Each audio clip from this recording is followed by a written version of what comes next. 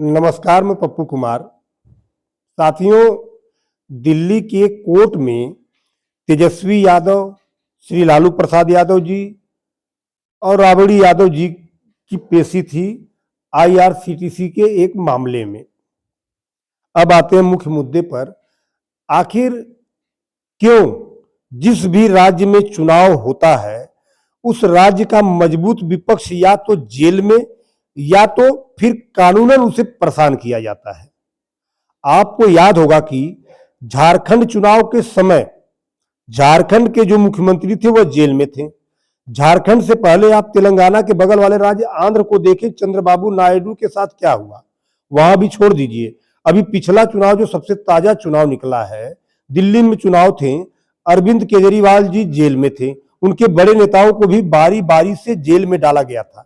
इसके अलावा जो और राज्य है उनमें विपक्ष के नेताओं पर और खास तौर पर कहे तो जो मजबूत नेता जो भारतीय जनता पार्टी को टक्कर दे सकता है, जो मजबूत पार्टी है, उस पार्टी के खिलाफ चुनाव के समय या तो जांच चल रही होती है या तो सीबीआई या ईडी का छापा पड़ रहा होता है।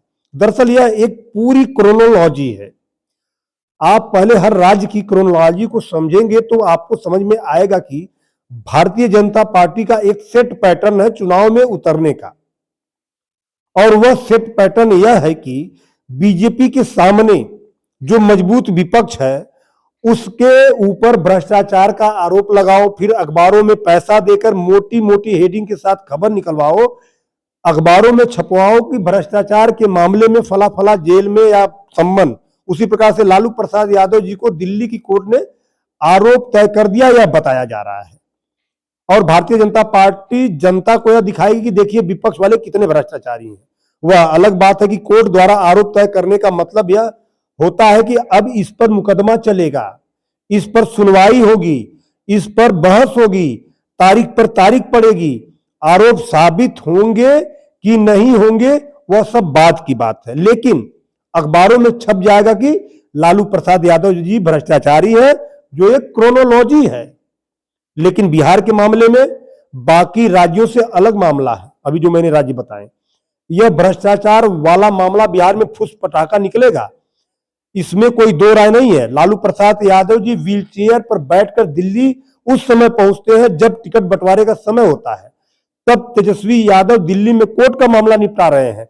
जिस समय उनको राजनीतिक मामले निपटाने चाहिए, उस समय साजिश करके उन्हें कोर्ट का मामला निपटाने के लिए मजबूर किया जा रहा है।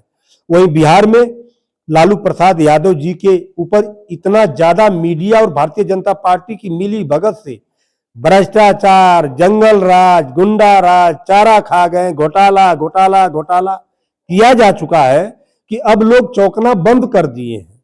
अब लोग उसको उस दृष्टि से ना लेकर उसको संवेदना की दृष्टि से लेते हैं। लालू प्रसाद यादव जी के प्रति सिंपैथी का भाव जनता में उबलने लगा है। लालू प्रसाद यादव बूढ़ा आदमी है, वह व्यक्ति व्हील चेयर पर है और उस बूढ़े आदमी को भारतीय जनता पार्टी परेशान कर रही है। चुनाव के समय वही भारतीय जनता पार्टी बाकी लोगों को वॉशिंग मशीन में धो धोकर अपने पास रख ली है। जिनके ऊपर भ्रष्टाचार के आरोप थे उन सबको बीजेपी अपनी पार्टी में रख ली है। उन लोगों को कोई संबंध नहीं, कोई नोटिस नहीं, कोई प्रताड़ना नहीं। इससे लोगों की संवेदनाएं लालू प्रसाद यादव जी से और ज्यादा जुड़ेंगी कि एक बूढ़ा आदमी जो भारतीय जनता पार्टी के आगे झुका नहीं, भारतीय जनता पार्टी के आगे डट कर खड़ा हुआ है। और ठीक चुनाव के समय लैंड फॉर जॉब्स वाला आईआरसीटीसी घोटाला, जिसे घोटाला बताया जा रहा है, कि जब लालू प्रसाद यादव रेल मंत्री थे उस समय आईआरसीटीसी के 2 होटल बने थे, एक पुरी में बना था और एक शायद रांची झारखंड में। इनमें कहा जा रहा है कि होटल का टेंडर दिलवाने के बदले में इन्होंने जमीन ली घूस के तौर पर, और अब उस मामले में मुकदमा चलेगा कोर्ट में। इसका मतलब यह नहीं कि वे दोषी करार दे दिए गए, और इस खबर को गोदी मीडिया ऐसे प्रचारित कर रहा है कि आरोप तय हो गए। वहीं दूसरी तरफ भारतीय जनता पार्टी के पास बिहार में लड़ने के लिए ऐसा कुछ नहीं है। भारतीय जनता पार्टी बिहार या कहीं भी विकास के मुद्दे पर चुनाव नहीं लड़ती है। भारतीय जनता पार्टी का सिंगल पॉइंट है नेहरू को पकड़ लो, गांधी को पकड़ लो, नेहरू के बाद कांग्रेस को पकड़ लो, कांग्रेस की गलतियां और फिर जो सत्ता में रहा है, आज से चाहे कितने साल पहले भी रहा हो, उसको बताओ कि उन्होंने क्या किया था, बीजेपी ने क्या किया है, इसकी कोई बात नहीं होती है। आप सत्ता में हो, आपकी समर्थित पार्टी के मुख्यमंत्री हैं, सत्ता में हैं, उनके बारे में, उनके विकास के बारे में, उनके कार्यों के बारे में भारतीय जनता पार्टी अपने कार्यों की बात नहीं कभी करती है। यही क्रोनोलॉजी है, यही भारतीय जनता पार्टी की क्रोनोलॉजी है। तो आज के लिए इतना ही, बहुत बहुत धन्यवाद। जय भीम, जय समाजवाद, भारत माता की जय, जय हिंद, जय जोहार, सबको प्रणाम, धन्यवाद।